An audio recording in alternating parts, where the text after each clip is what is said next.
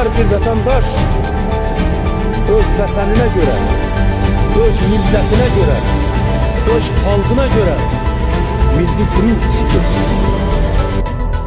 Cəlilabad rayonundan olan 1992-ci ildə Ağdərə rayon istiqamətində itkin düşmüş Şəhid Quliyev Mahir Abuzəroğlunun nəşi 34 ildən sonra doğulduğu Cəlilabad rayonuna gətirilərək 19 fevral böyük izdihamla torbağa tapşırılmışdır. Şəhidin mərasimində Cəlilabad rayon icra aparatının nümayəndələri, polis əməkdaşları, media işçiləri, 44 günlük müharibə qaziləri, şəhid ailələri iştirak etmişdir. Allah şəhidlərimizi rəhmət etsin, məqamlarını uca etsin, ailələrinə səbir versin. Səsləndirdi Haqq Səsi TV1-in əməkdaşı İbrahimov Əfsanə, montaj etdi Toğrul Bədəlov.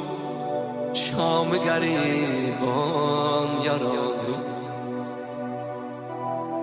hələ üryan bədənim, yerdə pərişan dilsin. Bu qəmindən ürəyim laləsi fətqan düşsün. Od vurub çox əlilər, xeymələrim yan düşsün.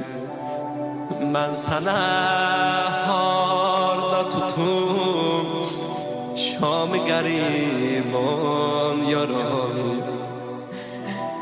Gün batandan bu çölü Zavru pərişan gəzirəm. Seni de sən axtarır gözlərə bu çöldə. Gün batandan bu çölü